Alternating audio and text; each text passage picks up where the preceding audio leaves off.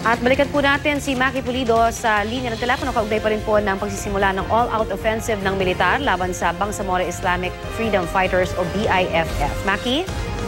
Okay, ngayon, Connie and Rafi, ay ang magkakasunod na nagaganap ay yung pagpatak ng bomba, ng mortar, ng militar laban sa mga hinahabol nilang mga armadong elemento dahil sa pagkakarinig natin, while they are coordinating the bombing, umaatras kasi yung kalaban at hinahabol nila ngayon ng mortar. So medyo may lull dun sa continuous na gunfire pero hinahabol ngayon ng militar ng mortar, ng pagpatak ng bomba, itong mga hinahabol nilang mga kalaban. Connie? Yes, Rafi? Maki, oo. Yung katanungan ko lamang kanina, no, kasi alam mo, di ba, nagkakaroon nga ng usapin na pangkapayapaan sa pagitan ng ating gobyerno at ng MILF. At alam naman natin na ang MILF may mga kamag-anak din, di ba, ng mga BIFF. Ayan yung mga na-establish na. So, meron bang partisipasyon ang MILF sa pagtugis doon sa BIFF ngayon o talagang militar lang ito lahat? That's what I was explaining bago tayo maputol, Connie. Itong offensive na to is closely coordinated with the MILF dahil nga sa medyo complicated yung texture nitong offensive na to because we have ongoing peace talks with the MILF. Pero para maiwasan nga kung ano yung gusot na ito ay ang movement or ang offensive ng military ay coordinated with the MILF para tiyakin na yung papasukin o paglulunsaran ng opensiba ay walang nakahalong MILF. So what they've been stressing is they really need the coordination of the MILF. Kaya balita pa lang natin ito, no, hindi pa naman natin na kukumpirma pero may impormasyon na rin tayong natanggap na even the MILF nag-move na.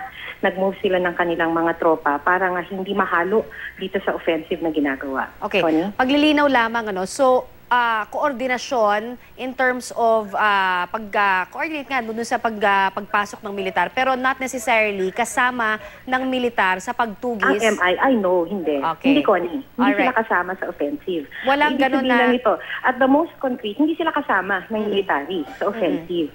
Ang the clearest I can give you as an example is, halimbawa, kunyari may katulad ngayon na may hinahabol na armadong grupo ay dahil coordinated ito with the MILF, ang sasabihin lang naman ng MILF ay hindi namin yan mga tropa.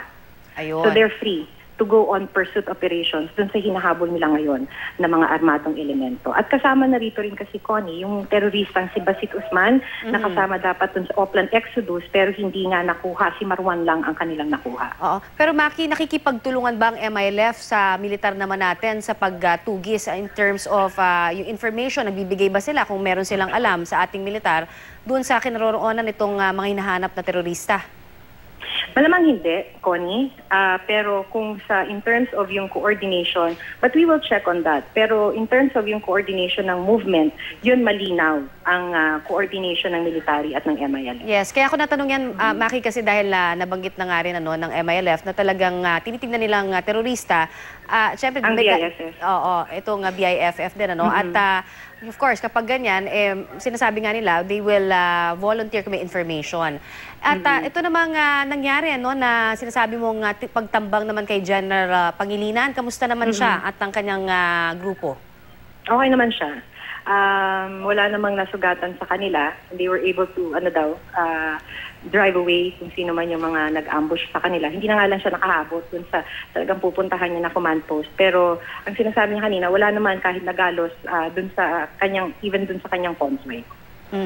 Maki, panghuli na lamang sa aking bahagi. So lumalabas ngayon, two-pronged yung nangyayaring opensiba ngayon dyan. Bukod dito sa militar, alam natin meron din nangyayaring opensiba naman sa grupo ng MILF sa may pikit. So parang nagkakaroon na ng dalawang approach para kumbaga wakasan na talaga itong BIFF. Bagamat may elemento naman ng RIDO yung nasa pikit, pero just the same, parang two-pronged approach yung nangyayari ngayon versus the BIFF, Maki.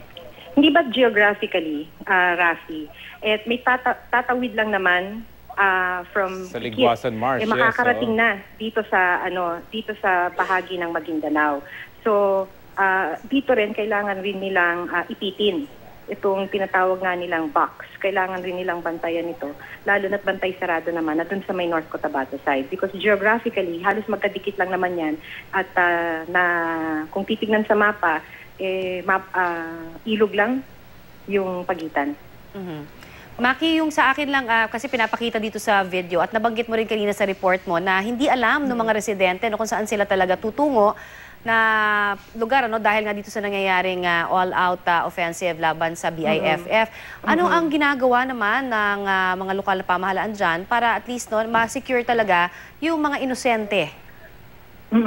Wala pa tayong nakakausap na LGU sa ngayon kung ano ang gagawin nila dun sa mga naipit nilang residente. Some of the residents na nakausap natin ay talagang tumatakbo palayo. Yung iba naman ay inabutan natin sa kabilang bayan, sa Dato Saudi Ampatuan, at nandun na sa may gymnasium. So maya-maya, magkakaroon niya ng konting linaw. Alam mo, Connie, kahapon ay nandito lamang tayo sa Dato Unsay. Ito yung inakyat nating bundok kung saan nga talagang kinakabahan na yung mga residente. Kaso yung mga nakausap nating residente are very far from the highway. Nandun sila sa may bundok. So, ang pagkakapaliwanag din lang naman kasi ng mga evacuees sa atin, hindi naman sila maka-evacuate ahead of time kahit na sasabihin mo na may plinaplano ng offensive. Only because pagka sila'y umalis to evacuate, hindi sila makakapagtrabaho. Pag hindi sila nakapagtrabaho, wala silang kakainin. So usually ang nangyayari on the day, talagang pag nakakita na sila ng aberya sa paligid, tsaka lang sila umaalis. Okay, Maki, maraming salamat at of course, ang pagdasal namin sa inyo dito ay sana maging safe kayo dyan. Lahat kayo. Maraming salamat muli, Maki Pulido.